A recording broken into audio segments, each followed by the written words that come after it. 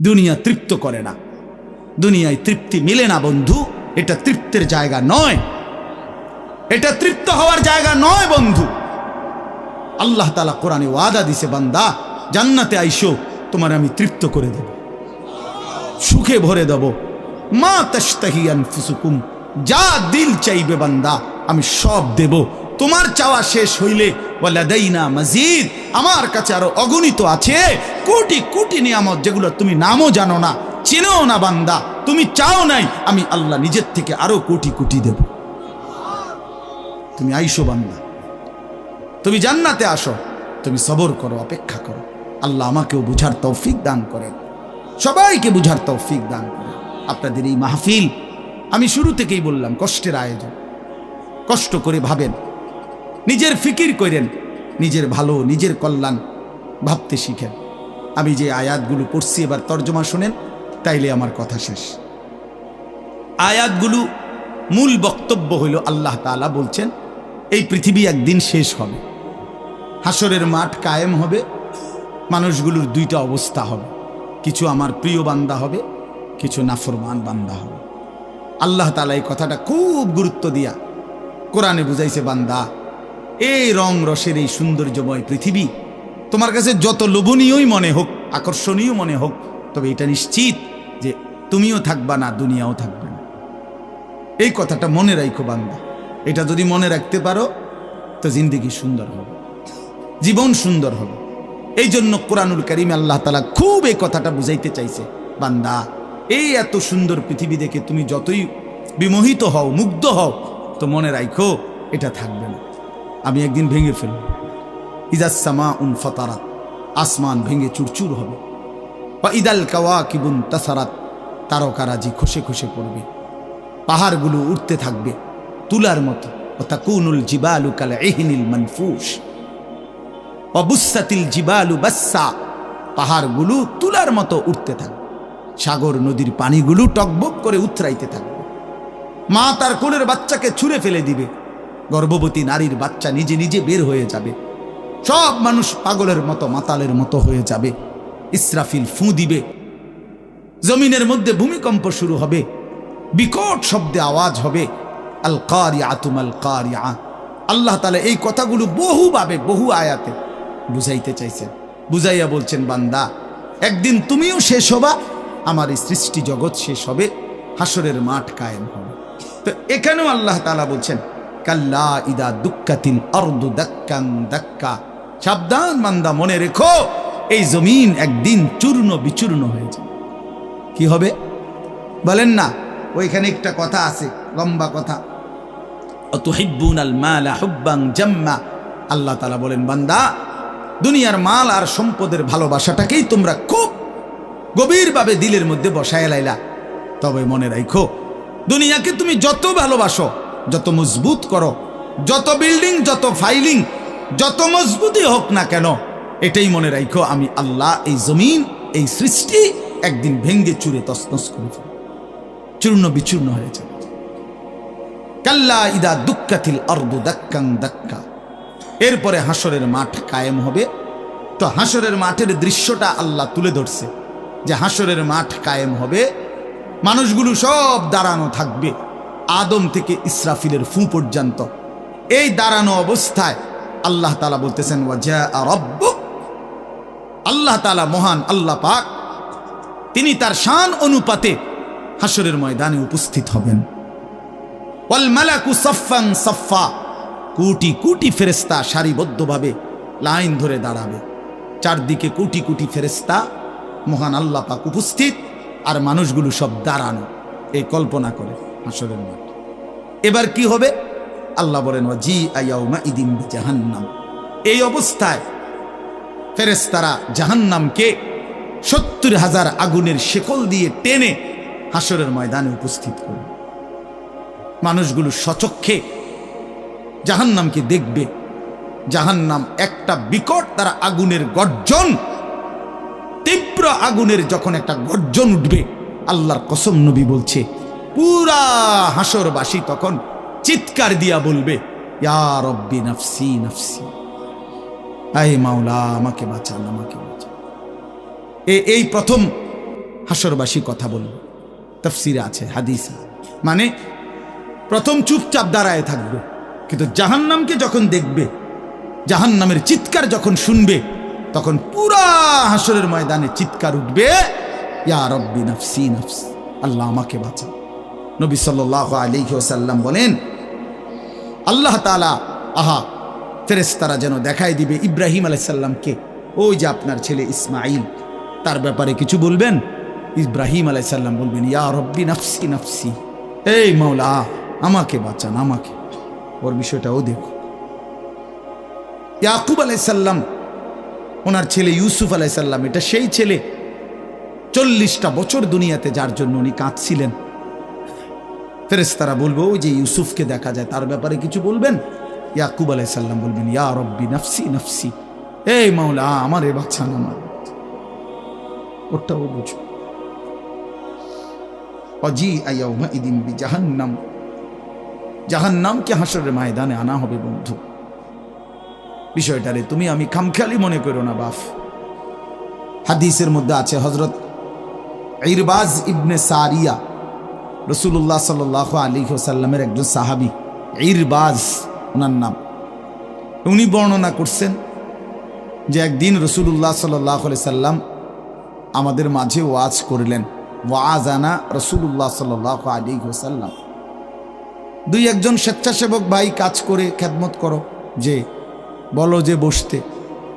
তো আল্লাহ রাসূল সাল্লাল্লাহু আলাইহি সাল্লাম তিনি বলেন যে আমাদেরকে ওয়াজ করলেন। এই ওয়াজ, এই শব্দটা কোরআনের শব্দ, রাসূলুল্লাহ সাল্লাল্লাহু আলাইহি সাল্লামের জন্য ব্যবহৃত শব্দ। ওয়াজ, ওয়াজ এটাই সুন্দর। প্রোগ্রাম, এই আজকেও একজন আমারে একটু আগে, হুজুর এখন কোথায় প্রোগ্রাম? না, কোথাও না। হয়তো আপনি এখন কোথাও কোরআনে ওয়াজ যাবেন না? হ্যাঁ যাবো, ওয়াজে তো আছে আব্দুল্লাহপুর দেবিদ্দার। মানে আমার তো এখন এটা ওয়াজ মাহফিল, এটা প্রোগ্রাম। প্রোগ্রাম কি তা? প্রোগ্রাম আর ওয়াজ সমার্থবোধক শব্দ নয়।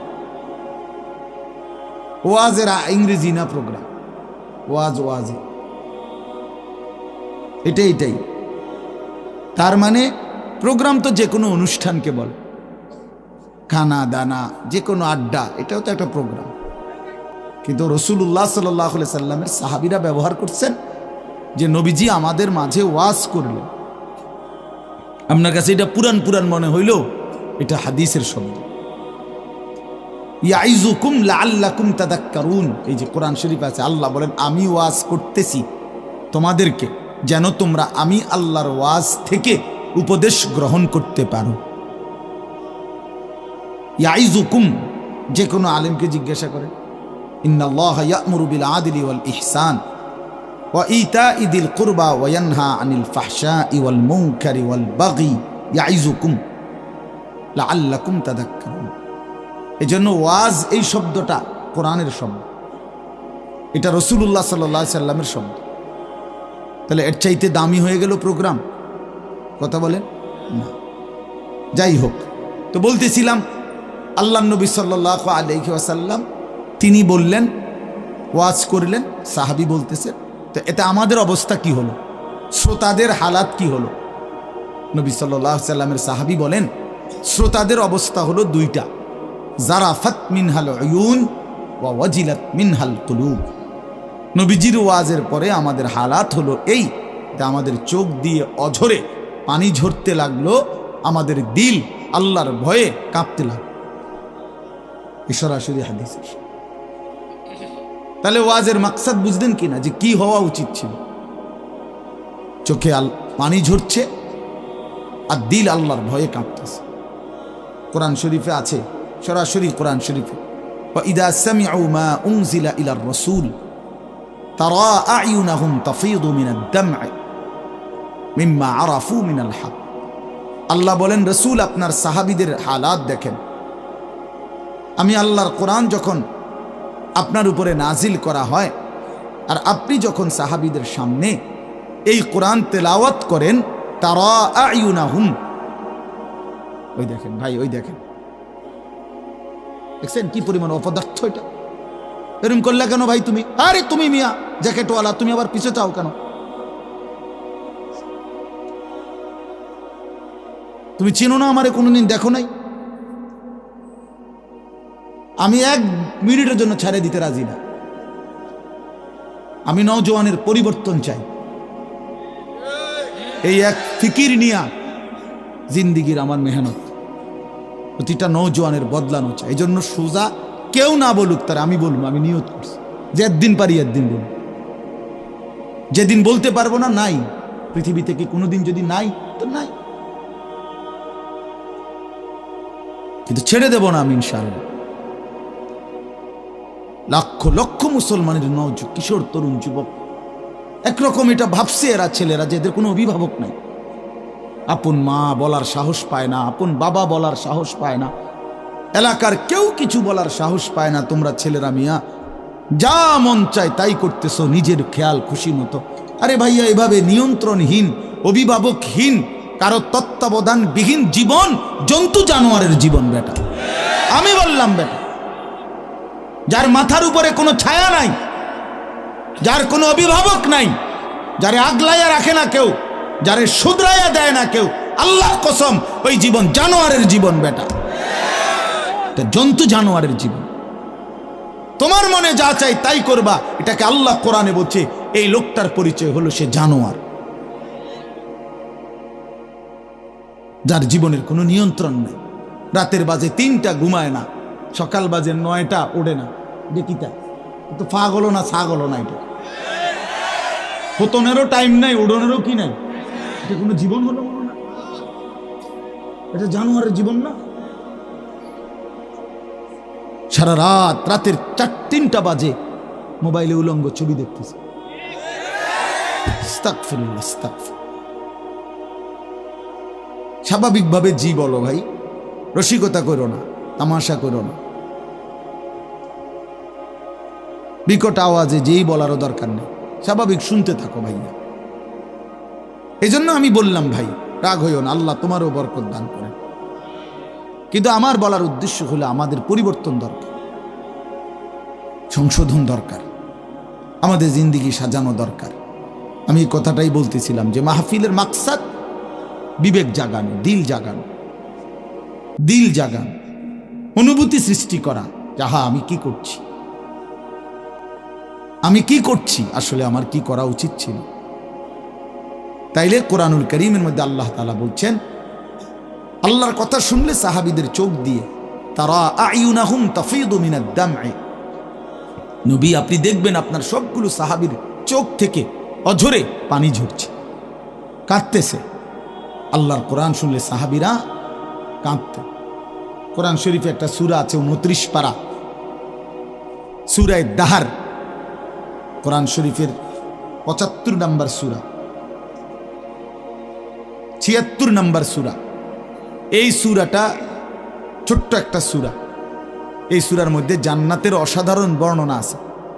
যেদিন এই সূরাটা নাজিল হইছে, নবীজি উপস্থিত সাহাবী যারা ছিল সামনে, তখন জিব্রাইল মাত্র নাজিল করছে, নবী সাল্লাল্লাহু আলাইহি সাল্লাম সাহাবীদের সামনে শুনাইছে এটা, এই সূরাটা। এই সূরার মধ্যে জান্নাতের খুব সুন্দর বর্ণনা আছে, সূরা দাহার।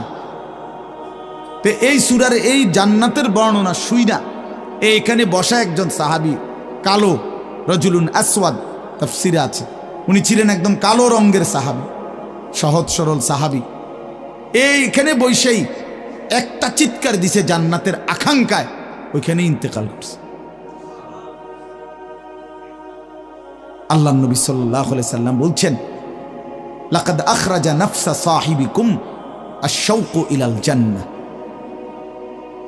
তোমাদের সাথী জান্নাতের শৌক আগ্রহে জীবন দিয়ে দিল। দেখো, जान दिए दिलो जान, निकल जाए दम तेरे कदमों के नीचे, यही दिल की हसरत, यही दिल की आरज़ू है। আল্লাহর প্রিয় বান্দারা এটা বলে যে হে বড় মাওলা, আপনার কদমের নিচে জীবন দিয়ে দিলাম। এটাই ছিল দিলের তামান্না, এটাই ছিল দিলের আফসোস, আহাজার। সাহাবায়ে কেরাম যখন আল্লাহর জন্য শহীদ হইতেন, অসংখ্য সাহাবীদের জীবনীতে আছে, যুদ্ধের ময়দানে যখন শহীদ হইতেন রক্ত মাখা শরীর নিয়া, শেষ মুহূর্তে সাহাবীরা একটা কথাই শুধু বলতেন, ফুজতু ওয়া রাব্বিল কাবা, কাবার রবের কসম আমি কামিয়াব হয়ে গেলাম, আমি সফল। ফুজতু অর্থ হলো আমি সফল হয়ে গেলাম, সফল হয়ে গেল। তার মানে শহীদ ব্যর্থ হয় নাই, শহীদ কি হয়েছে? সফল হয়েছে। শহীদ জীবন পেয়েছে, নতুন করে জীবন পেয়েছে। এই জন্য আমার ভাই, আল্লাহর জন্য আল্লাহর কথা শুনলে দিলের হালাত এমনই হওয়ার কথা। হাদিসের মধ্যে আছে, হযরত আব্দুল্লাহ ইবনে মাসউদ রাদিয়াল্লাহু তাআলা আনহু তিনি বলছেন যে একদিন নবীজি আমাকে বলছেন কোরআন শরীফ তেলাওয়াত করে শুনাইতে, নবীজিকে শুনাইতে।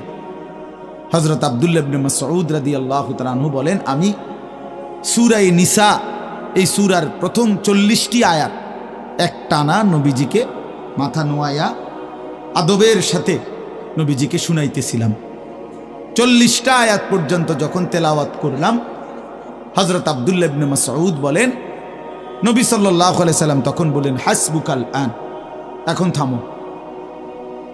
তো 40 আয়াত পরে যখন আমি থামলাম, হযরত আব্দুল্লাহ ইবনে মাসউদ বলেন, ফালতাফাত্তু ইলাইহি, আমি নবীজির দিকে চোখ তুলে তাকালাম, ফাইদা আইনাহু তাদরিফান, তিনি বলেন, আল্লাহর কসম আমি দেখতে পাইলাম আল্লাহর নবী সাল্লাল্লাহু আলাইহি সাল্লামের দুই চোখ দিয়ে অজরে পানি ঝরছে।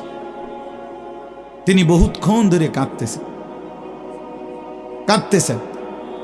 তাহলে এই ছিল রাসূলুল্লাহ সাল্লাল্লাহু আলাইহি সাল্লামের হালাত, এই ছিল সাহাবায়ে কেরামের হালাত। আল্লাহর কথা শুনলে নবী নিজেও কাঁদতেন, সাহাবায়ে কেরামও কি করতেন? কাঁদতেন। প্রিয় ভাই আমার, বন্ধু আমার, আমরা মুসলমান।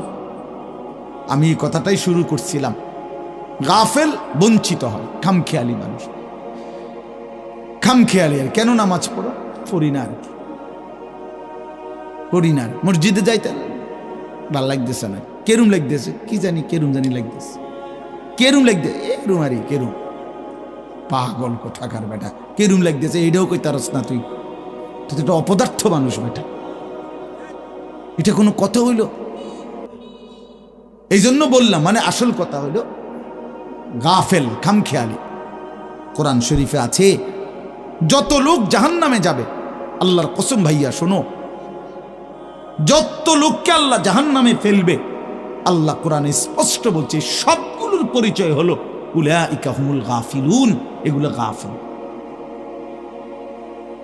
কোরআন শরীফের আয়াত, উলাইকা হুমুল গাফ, ওয়ালাকাদ যারানা লি জাহান্নামা কাসীরাম মিনাল জিন্নি ওয়াল ইনস, আমি অসংখ্য অগণিত জিন আর মানুষ দিয়ে জাহান্নামকে পূর্ণ করব। আল্লাহ বলেন এই সবগুলো নাফরমানের পরিচয় উলাইকা হুমুল গাফিলুন, এরা গাফেল, এরা গাফেল ছিল, খামখেয়ালি করছে, খামখেয়াল। আমি নয়তো হায়াত দিয়েছি, আওয়ালাম নুআম্মিরকুম মা ইয়াতাযাক্কারু ফীহি মান তাযাক্কারা। আল্লাহ তাআলা জাহান্নামীকে বলবে, এই জাহান্নামী বান্দা, মনে তো করো যেটুকু হায়াত দিলে আমার বন্দিগি করতে পারতাম, এটুকু হায়াত, এটুকু সময় আমি তো তোমাকে দিয়েছি বান্দা। তুমি বলো কোন সময়টা, কোন সুযোগটা আমি দেই নাই বান্দা, বলো বলো বান্দা। 1টা বাজে জোহরের আজান হইছে, 3:45 বাজে আসরের আজান হইছে, 3.5 ঘন্টা তো 12 রাকাত বা 10 রাকাত জোহরের নামাজ পড়তে কি 3.5 ঘন্টা লাগে? বলেন বলেন। তাইলে যুবক কেন নামাজ পড়লাম? তুমি কি হায়াত পাও নাই? তুমি কি সুযোগ পাও নাই? 4 রাকাত ফজরের নামাজ পড়তে কি 1 ঘন্টা সময় লাগে? তো আল্লাহ তাআলা কি সময় দেয় নাই? আল্লাহ কি হায়াত দিল না? কেন না ফরমানি করল? বন্ধু আমার, আল্লাহ বলবেন এই কথা, আওয়ালাম নুআম্মিরকুম, বলো বান্দা, আমি কি তোমাকে হায়াত দেইনি? আমি কি তোমাকে সময় দেই নাই? কোরআন শরীফে আছে আল্লাহ বলছেন এটা। কোরআন শরীফে আছে আল্লাহ বলছেন, জাহান্নামী চিৎকার করবে আর বলবে, আল্লাহ একটু সময় দেন, একটু বিরতি দেন, 1টা মিনিট কদ্দুর আমারে জিরাইতে দেন, আমি পারতেছি না মালিক, আগুনে এই মালিক, আমার শরীরটা জইলা পুরা ছাই হয়ে গেছে, আমি আর পারছি না মাওলা, আমার একটু বিরতি দেন, 10টা মিনিট কদ্দুর বিরতি দেন, এই আগুন আমি সইতে পারছি না। আল্লাহ তাআলা বলবেন লা ইউফাত্তারু আনহুম, না নাফরমান, 1 সেকেন্ডের বিরতি মিলবে না।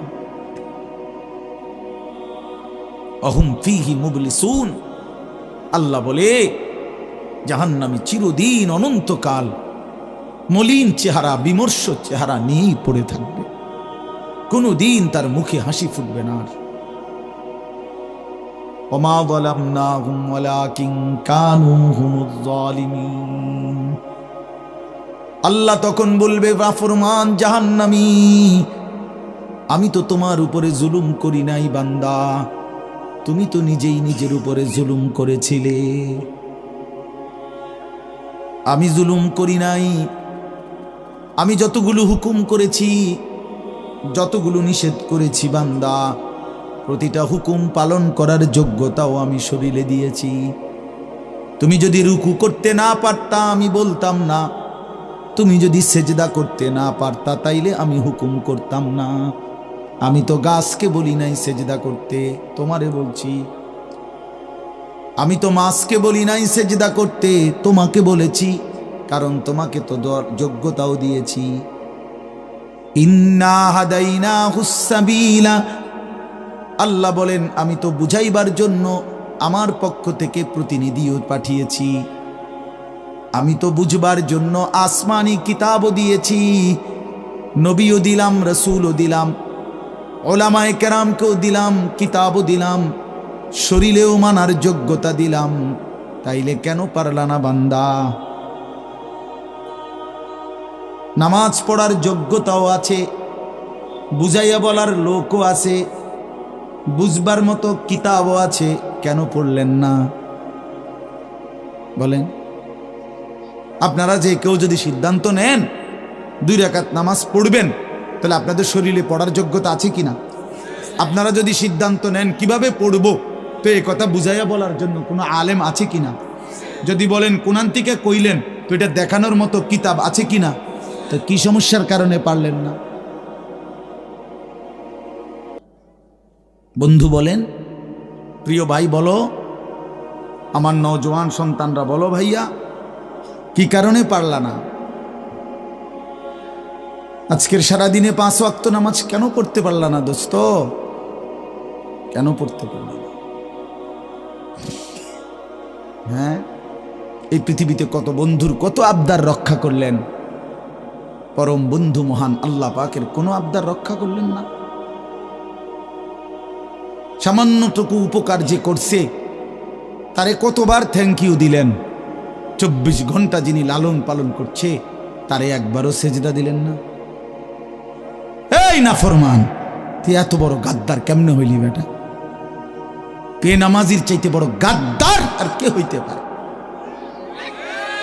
বেনামাজির চাইতে বেয়াদব, অসভ্য আর কি?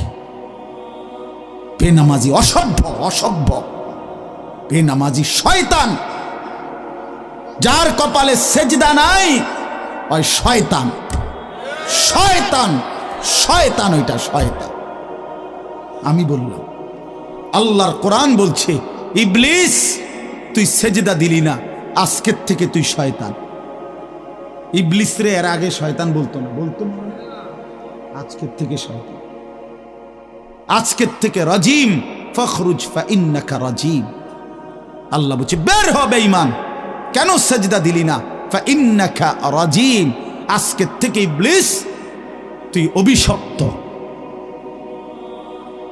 এজন্য বেনামাজি অভিশপ্ত, বেনামাজি শয়তান। ওয়া ইন্না আলাইকাল লানাতা ইলা ইয়াউমিদ্দিন। আল্লাহ বলছে ইবলিস তুই আমারে সেজদা দিলি না, তো মনে রাখিস আজকের থেকে নিয়ে ইসরাফিলের ফু পর্যন্ত, কিয়ামত পর্যন্ত তোর উপরে আমি আল্লাহর লানত। এটাই তো তর্জমা নাকি? কিয়ামত পর্যন্ত তুই নাম বেঈমানের উপরে আমি আল্লাহর লানত। এই জন্য বেনামাজি মনে রাখো, এই যুবক তোমরা যারা নামাজ পড়ো না, তোর উপরে আল্লাহর লানত। আল্লাহর লানত, তোর খোদার গজব তোর উপরে, মনে রাখিস। বলে না আমি ভাত খাই, ভাত ভাত জন্তু জানোয়ারও খায়। আমি তো ঘুম যাই, ঘুম কুত্তাও যায়, কুকুরও খায়, কুকুরও পেশাব পায়খানা করে, কুকুরেরও যৌন চাহিদা পূরণ হয়, এই জন্য কুকুরেরও বাচ্চা কাচ্চা হয়। এটা কোনো অবাক কিছু না। আপনি ভাত কতটি খান আর ঘুম যান আর পেশাব পায়খানা করেন আর লজ্জাস্থানের চাহিদা পূরণ করেন, এরই নাম যদি জীবন হতো, তাই জানোয়ারের সাথে তফাৎ কি? বলেন না কেন? জন্তু জানোয়ারের সাথে আমাদের জিন্দেগির তফাৎ কোথায় ভাইয়া? কি ব্যস্ততায় পড়ে গেলেন এই বাবারা, বন্ধুরা আমার, কি ব্যস্ততায় মালিককে সেজদা দিতে পারলেন না? মা সালাকাকুম ফি সাকার ক্বালু লাম নাকু মিনাল মুসাল্লিন। আল্লাহর ফেরেশতা জাহান্নামীকে বলবে, হে জাহান্নামী বেঈমান, কে তোকে জাহান্নামে কেন নিয়ে আসলো? কেন আসলি জাহান্নামে? বন্ধু আমার, শোনো বন্ধু, আল্লাহর কোরআনে আল্লাহ বলেন, জাহান্নামী বলবে ক্বালু লাম নাকু মিনাল মুসাল্লিন, ফেরেশতা ভাইয়া, কারণ আমি নামাজি ছিলাম না, এজন্য জাহান্নামী হলাম। ওয়াইলুন ইয়াওমাইদিল লিল মুকাদ্দিবিন ওয়া ইযা ক্বিলা লাহুমুর কাউ লা ইয়ারকাউন। বলে সমস্ত মিথ্যাবাদী নাফরমান পাপী, সেদিন মনে রেখো হাসরের ময়দানে তোমাদের জন্য জাহান্নাম। যদি বলেন কেন, আল্লাহ বলেন ওয়া ইযা ক্বিলা লাহুমুর কাউ লা ইয়ারকাউন, বারবার তাকে বলা হয়েছে নামাজের জন্য, রুকু করতে, সেজদা করতে, নাফরমান আমি আল্লাহকে সেজদা করে নাই, নামাজ পড়ে নাই, রুকু করে নাই, এজন্যে। এই সরাসরি কোরআনের আয়াতে আল্লাহ বলেন, কাল্লা ইদা বালাগাতিত তারাকি ওয়া কিলা মান রাক ওয়া যান্না আন্নাহুল ফিরাক ওয়ালতাফাতিস সাকু বিস-সাক ইলা রাব্বিকা ইয়াওমাইদিনিল মাসাক ফালা সাদ্দাকা ওয়ালা সাল্লা। আল্লাহ বলেন, আল্লাহর নবীর জবানে নবীজি বুঝাইছেন এই তাফসিরে। নবীজি বলছেন, উম্মত, কোন নাফরমান পাপীর জান কবজের সময় মালাকুল মউত আজরাইল তার রুহুটা তার কলিজা থেকে একটা টান দিয়ে ছিঁড়ে ফেলবে। ছিঁড়লেই রুহুটা এসে কণ্ঠনালীর কাছে আটকায় যাবে, এই গলার কণ্ঠনালীতে। কাল্লা ইদা বালাগাতিত তারাকি, কণ্ঠনালীতে যখন নাফরমানের রুহু আটকায় যাবে, তো আজরাইল ধৈরা টাইনা ছিঁড়া টুকরা টুকরা করে এরপরে এই রুহুটাকে ছিঁড়া ভিড়া বাইর করে। তো কোরআনে আল্লাহ বলছে, কেন এমন এমন নির্মম মৃত্যু হলো কেন? তার কলজা ছিঁড়া ফেললো, আজরাইল তার রুহুটা ছিন্ন ভিন্ন করে দিল, এমন করলো কেন? আল্লাহ বলেন, কারণ দুইটা, ফালা সাদ্দাকা ওয়ালা সাল্লা, এই নাফরমান আমি আল্লাহরে বিশ্বাস করে নাই এবং নামাজ আদায় করে নাই। কি আদায় করে নাই? ভাত খাও, হ্যাঁ, ভাতে তো দুগা খাও নাকি তা? হ্যাঁ, মোবাইল টিপো আর মানুষের বেডি দেখো, দেখো ভাইয়া দেখো, কুলু ওয়া তামাত্তাউ কালিলান ইন্নাকুম মুজরিমুন। আল্লাহ বলে, নাফরমান, অল্প সময়ের দুনিয়া খাও, ভোগ করো, শুধু মনে রেখো তুমি নাফরমান। এখন ভাত খাও, পরে ফিডা হইব। কবরের প্রথম ঘন্টায় আমি বুঝাই দেব আমি মালিক কেমন। কাল্লা সাউফা তা'লামুন আলহাকুমুত তাকাসুর হাত্তা যুরতুমুল মাকাবির কাল্লা সাউফা তা'লামুন। আল্লাহ বলে, দুনিয়ায় ডুবে থাকতে থাকতে আমি আল্লাহকে আখিরাতকে ভুলতে ভুলতে দুনিয়া বাড়ানোর নেশা প্রতিযোগিতা বেঈমান তোরে গাফেল বানায় দিল। এরই মধ্যে একদিন তুই কবরে পৌঁছে গেলা, এই কবরে আসলেই তুমি বুঝতে পারবা আমার নাফরমানির শাস্তি কি। আল্লাহ রাসূল সাল্লাল্লাহু আলাইহি ওয়াসাল্লাম বলছেন, কবর নাফরমানকে একটা চাপ দিবে, একটি চাপে ডান পাশের মাটি বাম দিকে, বাম দিকের মাটি ডান পাশে, এভাবে আইসা আটকায় যাবে। হাত্তা তাখতালিফা আদলাউহু। নবীজি বলেন ডান পাশের হাড্ডি পাঁজর ভাঙ্গা বাম পাশের গুলো ডান পাশে এইভাবে আঙ্গুল যেভাবে ঢোকে এইভাবে হাড্ডি একটার ভিতরে ঢুকে যাবে। কি মনে করছো দোস্ত, আমার বন্ধু, আমার এটা নিশ্চিত আল্লাহর কথা মিথ্যা হয় না। ১৫০০ বছরে এ কোরআনের প্রতি অক্ষর নিয়া আপনজন দুশ্মন, ইমানদার নাফরমান, বেঈমান, হিন্দু, বৌদ্ধ, ইহুদি, খ্রিস্টান, নাস্তিক, মুরতাদ, বুদ্ধিজীবী, গবেষক, পণ্ডিত, দার্শনিক, বিজ্ঞানী, সবাই কাফের বেঈমানরাও যুগে যুগে এই কোরআনের প্রতিটা অক্ষর নিয়ে পরীক্ষা করছে, পর্যালোচনা করছে, বিশ্লেষণ করছে, কিন্তু একটি নোক্তা অক্ষর ভুল, মিথ্যা, অসত্য, অযৌক্তিক, অবাস্তব, অপ্রাসঙ্গিক আজকের এই মিনিটে প্রমাণ করতে পারে না। যদি সন্দিহান হইতো তত প্রমাণ হয়ে যাইতো যে এই সমস্ত তথ্য উপাত্তের আলোকে প্রমাণিত হলো কোরআনের এই আয়াতটি ভুল। সেটা কোনটা? এমন হইছে? কথা বলে না কেন?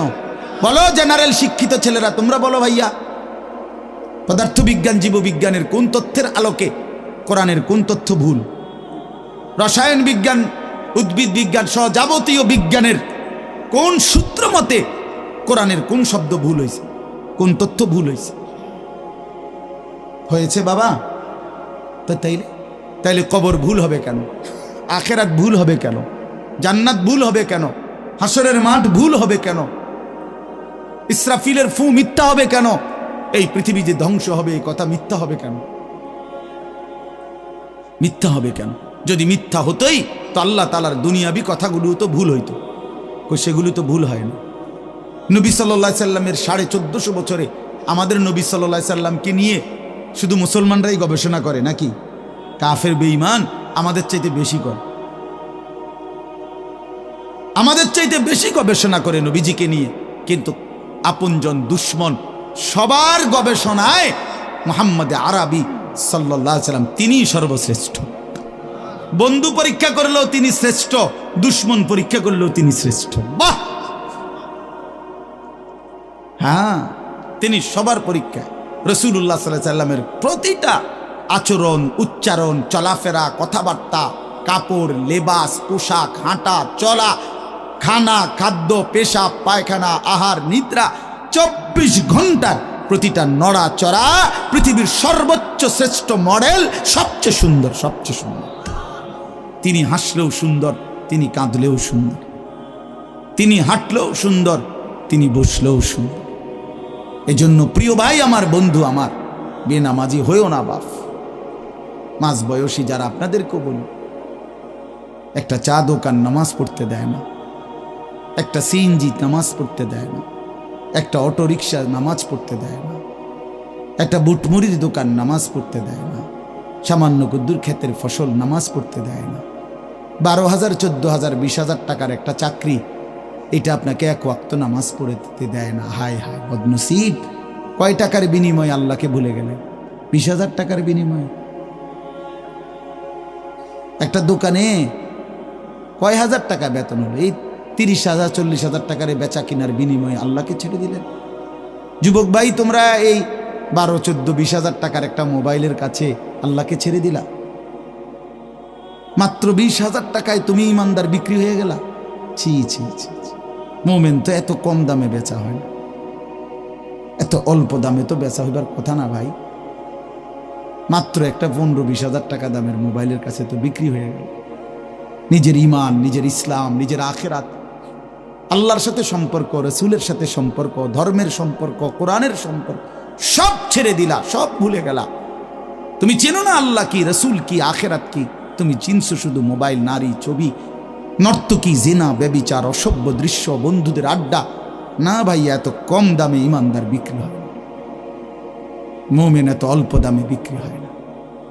হ্যাঁ, 54 বছরের যেই জালেম স্বৈর শাসক বাপ ফুতে মিলে, সিরিয়ার ওই জালেম স্বৈর শাসক ফ্যাসিস্ট, যে 54 বছর ধরে হাজারো লক্ষ মুসলমানের রক্তে জমিন ভাসাইছিল, কারাগারের অন্ধকার প্রকোষ্ঠে আটকায় রাখছিল, মুসলমান ইমানদারের রক্তের আহাজারিতে আল্লাহর জমিন কাঁপতেছিল।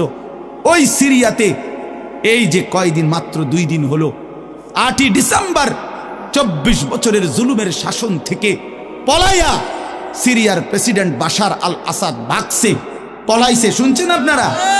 পলাইছে। নতুন উইকেট পড়ছে যে, শুনছেন? এই যে 8ই ডিসেম্বর আরেকটা উইকেট পড়ছে। প্রথম উইকেট পড়ছে 5ই আগস্ট, দ্বিতীয় উইকেট পড়ছে 8ই ডিসেম্বর। 2024 উইকেট পড়ার বছর, 2024 উইকেট পড়ার বছর। এবছর বোলিং ভালো হয়েছে, এবছর উইকেট পড়তেছে। 2 উইকেট পড়ে গেছে। আগামী উইকেট নেতানিয়াহু, ইনশাআল্লাহ। ইসরায়েলের এই কুত্তাও হেরে যাবে ইনশাআল্লাহ। ইসরায়েলের ওই বেঈমান নেতানিয়াহু অয় ভাগবে, অয় পালাবে ইনশাআল্লাহ, কোনো সন্দেহ নেই। ফিলিস্তিনের বিজয় হবে ইনশাআল্লাহ, ফিলিস্তিনের বিজয়। আর ওই যে 130 কোটির ধমক দেখায় যে বেটা, ওই মোদি, ওরাও হেরে যাবে ইনশাআল্লাহ, ওরাও হেরে যাবে। ওখান থেকে আলুর ধমক দে, আলু, পেঁয়াজ। বেটা মন্ডা কয় 8টা গিয়ে কন্যাই কথা কস বেটা, পেঁয়াজের ধমক দেশ বেটা। হ্যাঁ, পেঁয়াজ, আমগো পেঁয়াজ বন্ধ করে দিবে, আমরা আলু বন্ধ করে দিবে। হেঁটে ইন্ডিয়া থেকে আমগো আলু বন্ধ, পেঁয়াজ বন্ধ। পেঁয়াজ তার আব্বার। হ্যাঁ, পেঁয়াজ কি মোদির আব্বার? বলো যুবক, তার বাপের পেঁয়াজ বেটা। তো তাইলে তুই বন্ধ করবি কি বেটা? তোদের পেঁয়াজ বন্ধ করবি কেন? তোদেরকে পেঁয়াজ, রসুন, আদা, চাল, ডাল, ভাত, মাছ খাওয়াই যিনি, 24 ঘন্টা তোদেরকে বাঁচায় রাখছে যিনি, তিনি তো আমার আল্লাহ বেটা, আমার আল্লাহ, আমার আল্লাহ। ওই বেঈমান, তোর কি বেঈমান? তুই তো মূর্তি ছাড়া তোর কিচ্ছু নাই বেটা। ওই মালিক তো আমার মালিক, আমি ওই মালিকের সেজদা করি। আমার মালিক তোকে খাওয়ায় বেটা। আল্লাহ রিজিক দেয় ওদেরকে, ওরা আম করে ধমক দেয়, ওরা আমাদেরকে ধমক দেয়। যত ধমকই দাও, মনে রাখো যুবক, তোমাদের কাছেও বলি, এই ইসলাম আমাদের কাছে আমানত। আমরা সাফ কথা, 110 কোটি 130 কোটি বেঈমান আমরা ভয় পাই না। আমরা কোনো সংখ্যা গণি না, ওদেরকে আমরা গণা তো ধরি না। আমাদের একজন, আমাদের শুধু একজন, আগেও একজন, এখনো একজন, আগামী দিনও একজন, তিনি আল্লাহ। বলো ভাই কে? আর তিনি আকবার, তিনি সবচেয়ে বড়, সবচেয়ে বড়, তিনি বড়, একজনই বড় আমাদের, আল্লাহু আকবার। বলো ভাই, সবাই বলো, জোরসে বলো ভাই, আল্লাহু আকবার, আল্লাহু আকবার, আল্লাহু আকবার। বলো বলো, আওয়াজ করে বলো, বলো বলো। বেঈমান শুনুক, কাঁটা তারের বেড়ার থেকে শুনুক বেঈমান। বড় স্লোগান দাও, আল্লাহ বড়, আল্লাহু আকবার, আল্লাহু আকবার, আল্লাহু আকবার। আল্লাহই বড়, আল্লাহই বড়, আল্লাহই বড়। 110 কোটিকে আমরা হিসাব করি না।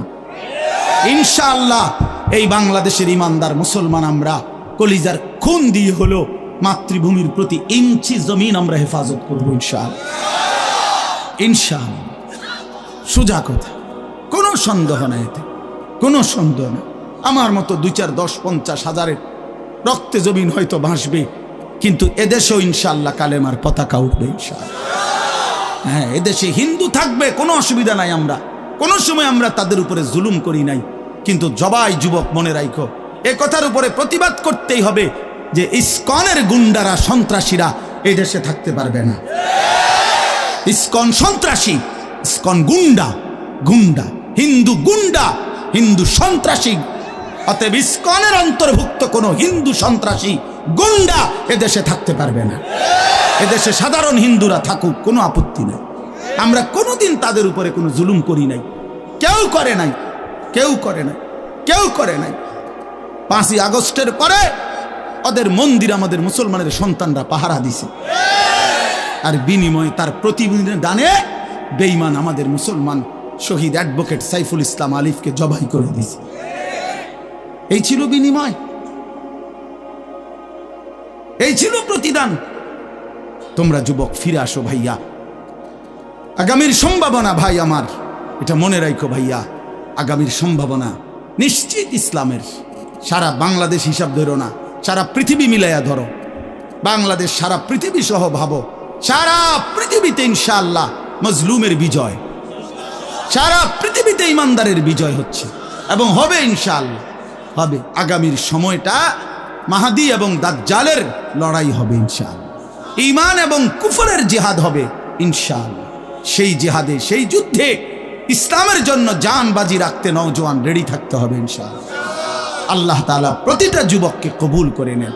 মোবাইলের ওই আড্ডা, নারীর আড্ডা, জুয়ার আড্ডা বন্ধু, সুখ আসবে না। আমি অনুরোধ করলাম, কতজন নারী দরকার তোমার? সারা দিন রাত নাচ গান ছবি, এই উলঙ্গ দৃশ্য বন্ধু সুখ দেয় না।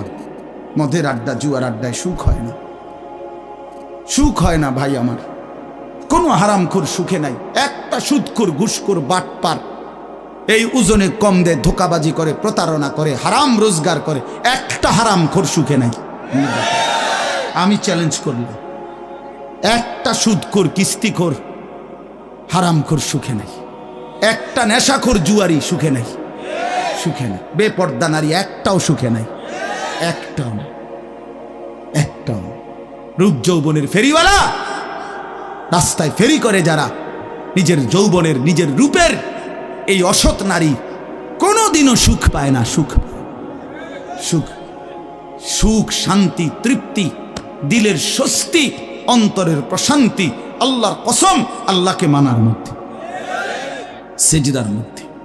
হাদিসে আছে, আল্লাহ তাআলা বলছে, বান্দা তুমি যদি আমার বন্দেগীর জন্য সময় দাও, আমি ওয়াদা দিলাম, মালাতু সাদরাকা গিনান, আমি তোমার অন্তর ধনী বানিয়ে দেব, দিল খুশ করে দেব। হ্যাঁ হ্যাঁ, প্রয়োজনে থাইকো কুড়ে ঘরে, চাটাইয়ের মধ্যে থাইকো, তারপরও আমি আল্লাহ দিল খুশ করে দেব।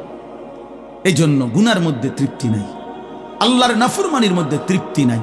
সবাই ছেলেরা, ভাইয়া, অনেক ছেলে মাশাআল্লাহ, অনেক নওজোয়ান। প্রিয় ভাই, তুমি ফিরে আসো, তুমি নামাজ পড়ো, তুমি নামাজ পড়ো, তুমি আল্লাহকে রাজি করো। মোবাইলের আড্ডা, জুয়ার আড্ডা, নারীর আড্ডা ছেড়ে দাও। যে চাহিদা আল্লাহ দিছেন, আমি প্রতিদিন বলি ভাই, এই বলতে বলতে ক্লান্ত হয়ে গেছে। যে চাহিদা আল্লাহ দিছেন, সে চাহিদা পূরণের ব্যবস্থাও আল্লাহ রাখছেন। তৃষ্ণা যিনি দিছেন, পানি তিনিই দিছেন। যিনি ক্ষুধা, খাবারের চাহিদা দিয়েছেন, তিনি হালাল খাবারের ব্যবস্থাও রাখছেন। ঠিক লজ্জাস্থানের যে চাহিদা, এটা আল্লাহ তাআলাই দিয়েছেন, সেটা পূরণের জন্য হালাল স্ত্রী আল্লাহই ব্যবস্থা রাখছেন। তুমি ওয়েট করো, অপেক্ষা, কুত্তার মতো হইও না। সারাদিন বেডি, নারী, ছবি, না, এটা তো জানোয়ারের স্বভাব। মাথালুহু কামাথালিল কালব ইন তাহমিল আলাইহি ইয়ালহাস আও তাতরুকহু ইয়ালহাস। আল্লাহ বলছেন নাফরমান কুত্তার মতো। সরাসরি কোরআন শরীফের আয়াত। রাগ করার সিস্টেম না, রাগ করে যাবেন কার লগে রাগ করবেন? হ্যাঁ, হুজুর এত বড় কথা না, হুজুর এত বড় কথা কইছে না, আল্লাহ বলছে, সহ্য হয়নি আমনের। কার লগে রাগ করবেন আপনি? আল্লাহ বলছে ফামাসালুহু কামাসালিল কালব, নাফরমান কুত্তার মতো। কালব অর্থ কি? কুকুর। ইন তাহমিল আলাইহি ইয়ালহাস আও তাতরুকহু ইয়ালহাস, মানে কি? আল্লাহ বলছে তার উপরে যদি বোঝা চাপায় দেয়, তাইলেও সে জিহ্বা বাইর করে দেয়, আর যদি বোঝা সরায় দেয়, তারপরও জিহ্বা বাইর করে দেয়। লুভিয়ে থাকে, জিহ্বা বাইর করে থাকে। তার মানে তার তামাম দুনিয়া দিলেও সে আরো দুনিয়া চায়, আবার না দিলেও এই আফসুসে করে। তো তৃপ্তি হলো কই? তৃপ্তি হলো কই? দুনিয়া তৃপ্ত করে না, দুনিয়ায় তৃপ্তি মিলে না বন্ধু। এটা তৃপ্তের জায়গা নয়, এটা তৃপ্ত হওয়ার জায়গা নয় বন্ধু। আল্লাহ তাআলা কোরআনে ওয়াদা দিছে, বান্দা জান্নাতে আইসো, তোমার আমি তৃপ্ত করে দেব, সুখে ভরে দেব। মা তাশতাহি আনফুসুকুম, যা দিল চাইবে বান্দা আমি সব দেব। তোমার চাওয়া শেষ হইলে ওয়ালাদাইনা মাজিদ, আমার কাছে আরো অগণিত আছে কোটি কোটি নিয়ামত, যেগুলো তুমি নামও জানো না, চিনো না বান্দা, তুমি চাও নাই, আমি আল্লাহ নিজের থেকে আরো কোটি কোটি দেব। তুমি আইসো বান্দা, তুমি জান্নাতে আসো, তুমি সবর করো, অপেক্ষা করো।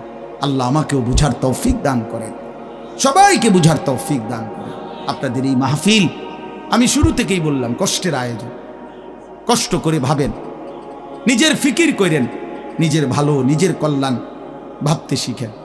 আমি যে আয়াতগুলো পড়ছি এবার তর্জমা শুনেন, তাইলে আমার কথা শেষ। আয়াতগুলো মূল বক্তব্য হইল আল্লাহ তাআলা বলছেন এই পৃথিবী একদিন শেষ হবে, হাসরের মাঠ কায়েম হবে, মানুষগুলোর দুইটা অবস্থা হবে, কিছু আমার প্রিয় বান্দা হবে, কিছু নাফরমান বান্দা হবে। আল্লাহ তাআলা এই কথাটা খুব গুরুত্ব দিয়া কোরআনে বুঝাইছে, বান্দা এই রং রসের এই সৌন্দর্যময় পৃথিবী তোমার কাছে যত লোভনীয়ই মনে হোক, আকর্ষণীয় মনে হোক, তবে এটা নিশ্চিত যে তুমিও থাকবা না, দুনিয়াও থাকবে না। এই কথাটা মনে রাখো বান্দা, এটা যদি মনে রাখতে পারো তো জিন্দেগি সুন্দর হবে, জীবন সুন্দর হবে। এই জন্য কোরআনুল কারীমে আল্লাহ তাআলা খুব এই কথাটা বুঝাইতে চাইছে, বান্দা এই এত সুন্দর পৃথিবী দেখে তুমি যতই বিমোহিত হও, মুগ্ধ হও, তো মনে রাখো এটা থাকবে না, আমি একদিন ভেঙে ফেলব। ইদাস সামাউন ফাতারাত, আসমান ভেঙে চুরচুর হবে। ওয়া ইদাল কাওয়াকিবুন তাসারাত, তারকারাজি খসে খসে পড়বে, পাহাড়গুলো উঠতে থাকবে তুলার মতো। ওয়া তাকুনুল জিবালু কাল ইহনিল মানফুশ ওয়া বুসাতিল জিবালু বাসসা, পাহাড়গুলো তুলার মতো উঠতে থাকবে, সাগর নদীর পানিগুলো টকবক করে উতরাইতে থাকবে। মা তার কোলের বাচ্চাকে ছুঁড়ে ফেলে দিবে, গর্ভবতী নারীর বাচ্চা নিজে নিজে বের হয়ে যাবে, সব মানুষ পাগলের মতো মাতালের মতো হয়ে যাবে। ইসরাফিল ফুঁ দিবে, জমিনের মধ্যে ভূমিকম্প শুরু হবে, বিকট শব্দে আওয়াজ হবে। আল কারিআতু মাল কারিআ, আল্লাহ তাআলা এই কথাগুলো বহুভাবে বহু আয়াতে বুঝাইতে চাইছেন, বুঝাইয়া বলছেন, বান্দা একদিন তুমিও শেষ হবা, আমার এই সৃষ্টি জগৎ শেষ হবে, হাসরের মাঠ কায়েম হবে। তো এখানেও আল্লাহ তাআলা বলছেন, কাল্লা ইদা দুক্কাতিল আরদু দাক্কান দাক্কা, সাবধান বান্দা, মনে রেখো এই জমিন একদিন চূর্ণ বিচূর্ণ হয়ে যাবে। কি হবে বলেন না? ওইখানে একটা কথা আছে, লম্বা কথা, অতুহিব্বুনাল মালা হুব্বান জাম্মা। আল্লাহ তাআলা বলেন, বান্দা দুনিয়ার মাল আর সম্পদের ভালোবাসাটাকেই তোমরা খুব গভীরভাবে দিলের মধ্যে বসায় লাইলা। তবে মনে রাখো, দুনিয়াকে তুমি যত ভালোবাসো, যত মজবুত করো, যত বিল্ডিং, যত ফাইলিং, যত মজবুতই হোক না কেন, এটাই মনে রাখো আমি আল্লাহ এই জমিন, এই সৃষ্টি একদিন ভেঙ্গে চুরে তছনছ করে ফেলব, চূর্ণ বিচূর্ণ হয়ে যাবে। কাল্লা ইদা দুক্কাতিল আরদু দাক্কান দাক্কা, এরপরে হাসরের মাঠ কায়েম হবে। তো হাসরের মাঠের দৃশ্যটা আল্লাহ তুলে ধরছে যে হাসরের মাঠ কায়েম হবে, মানুষগুলো সব দাঁড়ানো থাকবে, আদম থেকে ইসরাফিলের ফু পর্যন্ত। এই দাঁড়ানো অবস্থায় আল্লাহ তাআলা বলতেছেন, ওয়াজা রাব্বুক, আল্লাহ তাআলা মহান আল্লাহ পাক, তিনি তার শান অনুপাতে হাসরের ময়দানে উপস্থিত হবেন। ওয়াল মালাকু সাফফান সাফফা, কোটি কোটি ফেরেশতা সারিবদ্ধভাবে লাইন ধরে দাঁড়াবে, চারদিকে কোটি কোটি ফেরেশতা, মহান আল্লাহ পাক উপস্থিত, আর মানুষগুলো সব দাঁড়ানো। এই কল্পনা করে হাসরের মাঠ। এবার কি হবে? আল্লাহ বলেন, ওয়াজিআ ইয়াউমাইদিন বিজাহান্নাম, এই অবস্থায় ফেরেশতারা জাহান্নামকে ৭০,০০০ আগুনের শেকল দিয়ে টেনে হাসরের ময়দানে উপস্থিত করবে। মানুষগুলো সচক্ষে জাহান্নামকে দেখবে। জাহান্নাম একটা বিকট তারা আগুনের গর্জন, তীব্র আগুনের যখন একটা গর্জন উঠবে, আল্লাহর কসম নবী বলছে, পুরা হাসরবাসী তখন চিৎকার দিয়া বলবে, ইয়া রব্বি নাফসি নাফসি, আয় মাওলা আমাকে বাঁচান, আমাকে বাঁচান। এই প্রথম হাসরবাসী কথা বলবে, তাফসিরে আছে, হাদিসে, মানে প্রথম চুপচাপ দাঁড়ায় থাকবে, কিন্তু জাহান্নামকে যখন দেখবে, জাহান্নামের চিৎকার যখন শুনবে, তখন পুরা হাসরের ময়দানে চিৎকার উঠবে, ইয়া রব্বি নাফসি নাফসি, আল্লাহ আমাকে বাঁচান। নবী সাল্লাল্লাহু আলাইহি ওয়াসাল্লাম বলেন, আল্লাহ তাআলা ফেরেশতারা যেন দেখাই দিবে ইব্রাহিম আলাইহিস সালামকে, ওই যে আপনার ছেলে ইসমাঈল, তার ব্যাপারে কিছু বলবেন। ইব্রাহিম আলাইহিস সালাম বলবেন, ইয়া রব্বি নাফসি নাফসি, এই মাওলা আমাকে বাঁচান, আমাকে। ওর বিষয়টাও দেখো। ইয়াকুব আলাইহিস সালাম, ওনার ছেলে ইউসুফ আলাইহিস সালাম, এটা সেই ছেলে 40টা বছর দুনিয়াতে যার জন্য উনি কাঁদছিলেন। ফেরেশতারা বলবো ওই যে ইউসুফকে দেখা যায় তার ব্যাপারে কিছু বলবেন? ইয়াকুব আলাইহিস সালাম বলবেন, ইয়া রব্বি নাফসি নাফসি, এই মাওলা আমার এ বাচ্চা না, আমার ওটাও বুঝো। অজি আয়াউমা ইদিন বি জাহান্নাম, জাহান্নামকে হাসরের ময়দানে আনা হবে। বন্ধু, বিষয়টারে তুমি আমি খামখেয়ালি মনে করো না বাপ। এতগুলো কোরআনের আয়াত মিথ্যা হইতে পারে না। ১.৫ লক্ষ নবী রাসূল, আদম থেকে নবী সাল্লাল্লাহু আলাইহি সাল্লাম, সমস্ত আম্বিয়া কেরাম চিল্লায়া উম্মতের দুয়ারে দুয়ারে গিয়ে আখিরাতের কথা বলছে, কবরের হাসরে। এগুলো ভুল হবে কেন, মিথ্যা হবে কেন ভাইয়া? প্রতিদিন যে মানুষগুলো কবরে যায়, তুমি কি দেখো না ভাই? এই মানুষের মৃত্যু, লাশ, কবর তোমারে কিছুই মনে করায় না। জলজ্জান্ত যে মানুষটা তোমার আমার চোখের সামনে হাঁটতো, চলতো, ফিরতো, খাইতো, ঘুমাইতো, দোকান করতো, বাজার করতো, কত কথা বলতো, আজ এত মানুষ জানাজায় উপস্থিত, কতজন কত কথা বলতেছে, কিন্তু খাটিয়ার ওই লাশ, সে তো আর কথা বলে না।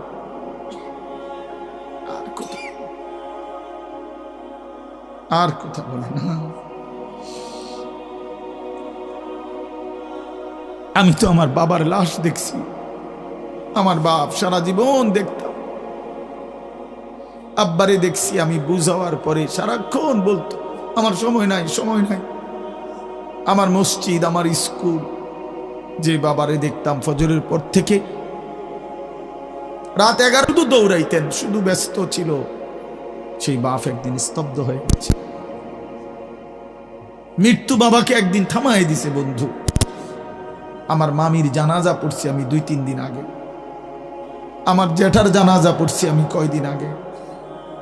আমার চোখে দেখা সেই জ্যাঠা, আমার মামা, আমার মামি, ওরা আজকে কোথায় চলে গেল? তুমি কি কোনো লাশ দেখো নাই? কেমনে এত লম্বা সময় নামাজ না পড়া থাকে ভাইয়া? 365 দিনে, খোদার একটা বছরে। এই যুবক, আমি যদি তোর জন্য কাঁদতে পারতাম, 1 বছর কোনো দিন যুবক, কোনো দিন ফজরের নামাজ পড়লা না, হায় হায় মুসলমানের বাচ্চা, এত বড় বেঈমান কেমনে হইলা? কেমনে হইলা ভাইয়া?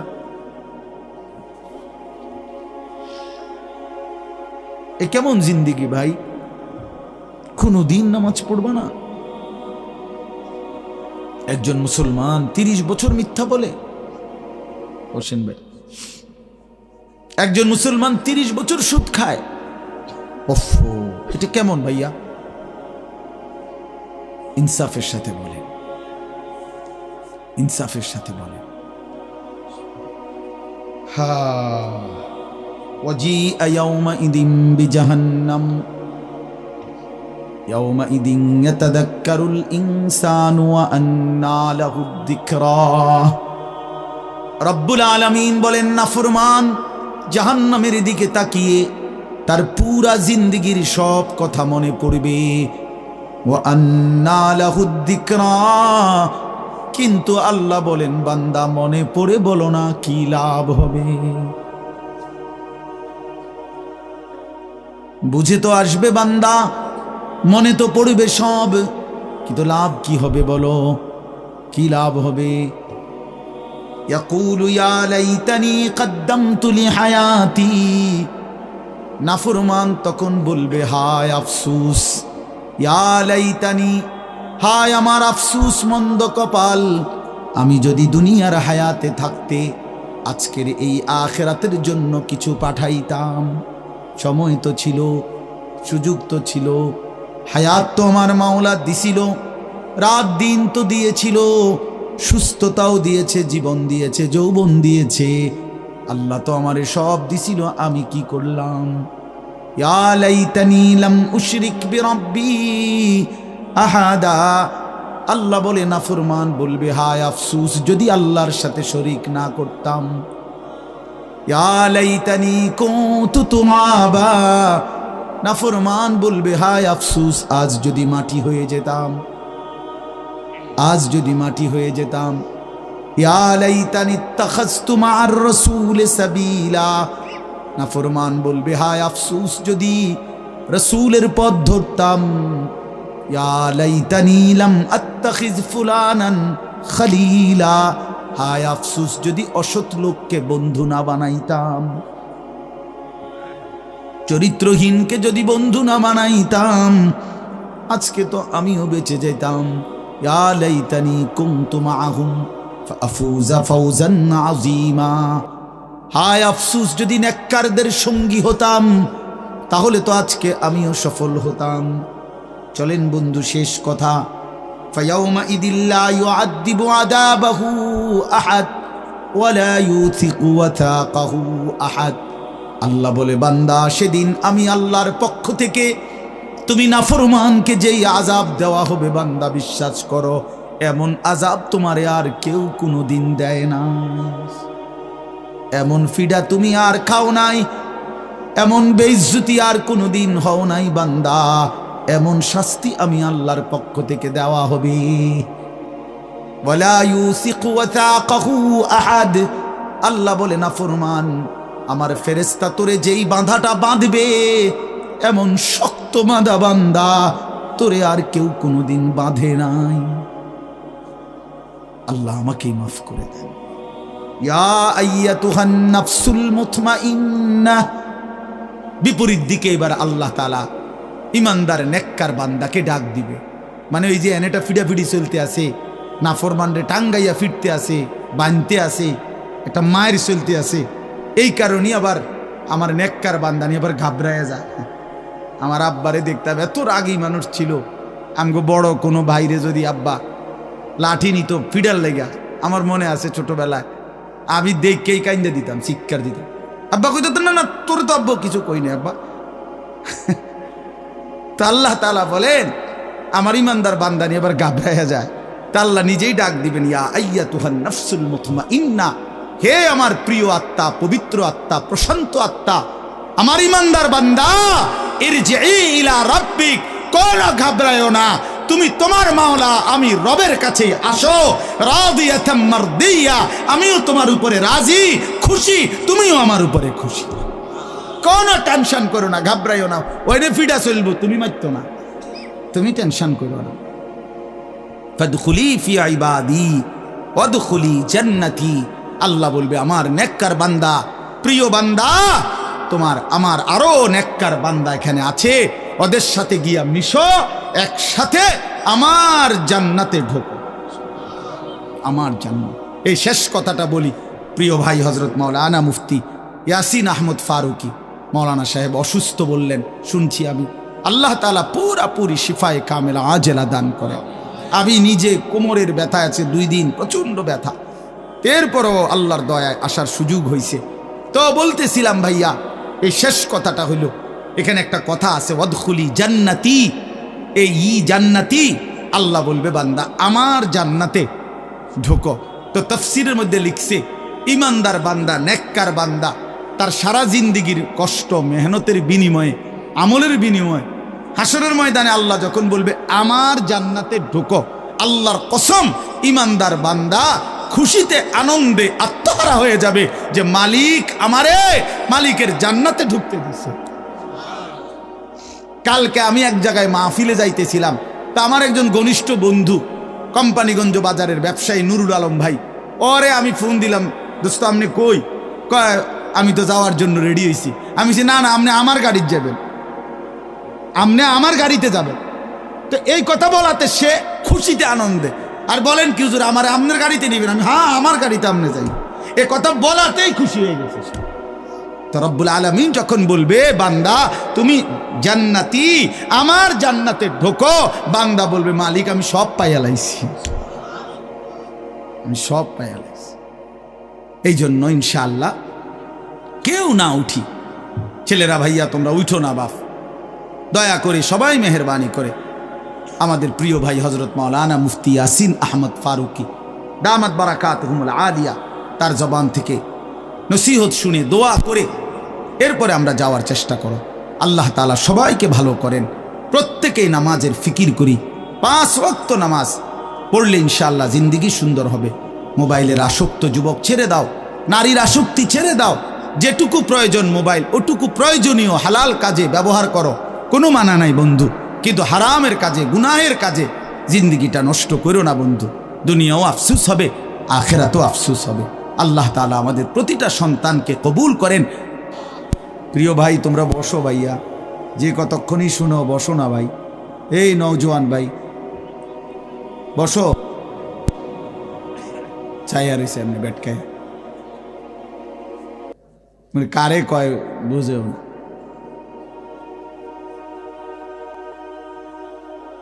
বসেন সবাই।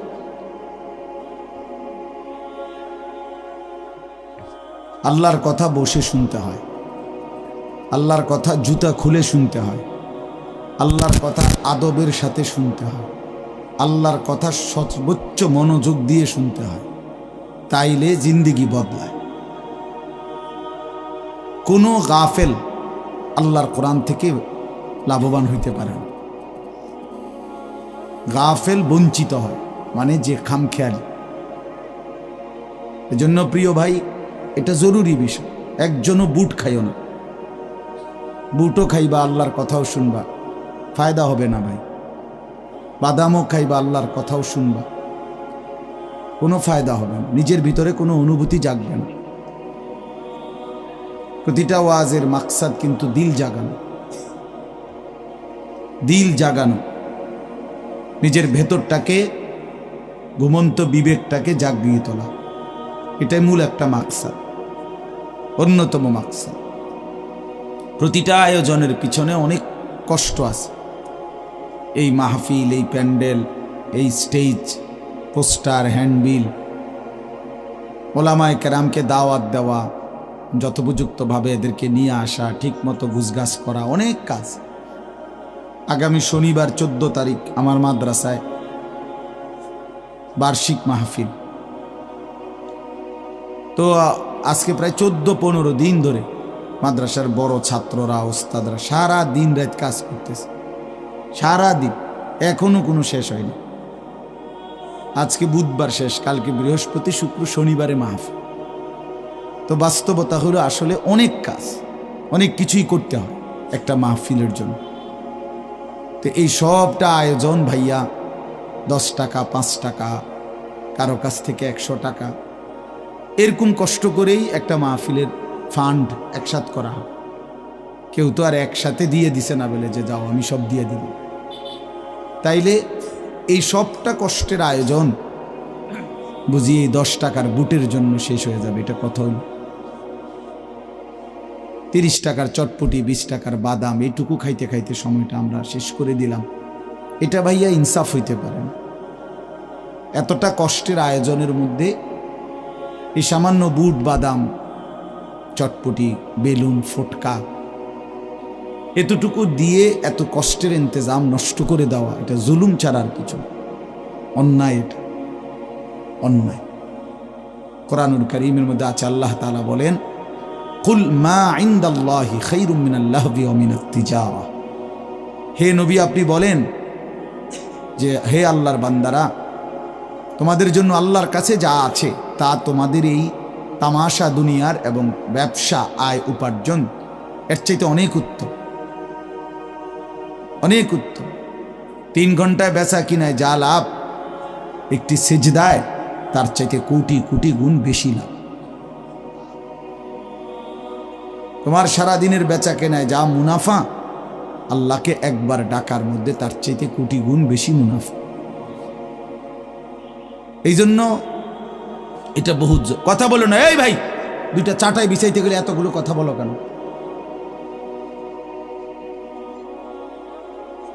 একদম কথা বলবো না মিয়া ভাই। তোমরা যদি বসতে রাজি না হও তো বাইরে চলে যাও। হ্যাঁ যাও, বাইরে যাও। 2-4 জন গাফেল না শুনলে কি হইছে?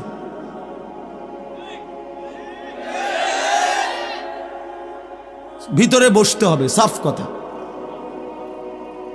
যার দরকার বসবে না তো সে বাহিরে ঘুরুক, অসুবিধা। বাহিরে বুট আছে, বাদাম আছে, চটপটি আছে, বন আছে, চা আছে, ভিজাই খাইব চা দিয়ে। ফালতু। এই জন্য ভাই এটা জরুরি, আমি এ ব্যাপারে শক্ত। আল্লাহর কথা দিল দিয়ে শুনতে হয়, আল্লাহর কথা মনোযোগ দিয়ে শুনতে হয়। যাদের হাতে মোবাইল, আমার অনুরোধ ভাইয়া, এই হাতে ধরা মোবাইলগুলো নামায় ফেলো, ভালো হবে। আমি অনুরোধ করলাম, এটা ভালো হবে। আল্লাহর কথা আমাদের চোখের দিকে তাকাইয়া শুনলে এতে ফায়দা বেশি হবে।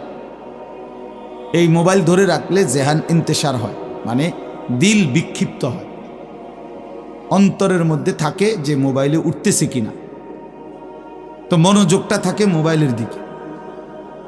মোবাইলে তো উঠছে কিন্তু আমার নিজের জন্য কিছু হলো না, তো কি ফায়দা হলো ভাই? মোবাইলে ওয়াজের কোনো অভাব নেই, আমাদের এক এক বক্তার ওয়াজ হাজার হাজার, সব বক্তাদের ওয়াজে আছে, মোবাইলে আছে না, অজস্র অগণিত। পৃথিবীতে একটা সুই পড়লেও ওগুলো মোবাইলে উঠায় ফেলে। তো কাজেই এটা কোনো আশ্চর্য কিছু না। 1 কোটি ওয়াজও যদি কারো মোবাইলে থাকে, এটা আখেরাতের মুক্তির জন্য, পরকালের জন্য ন্যূনতম কোনো ফায়দা আনবে না। দেখার বিষয় হলো নিজের মধ্যে কি আমি কিছু নিলাম কিনা। আমি এই জন্য বললাম যে মাকসাদ নিজের ভিতরে বিবেক জাগানো, দিল জাগানো।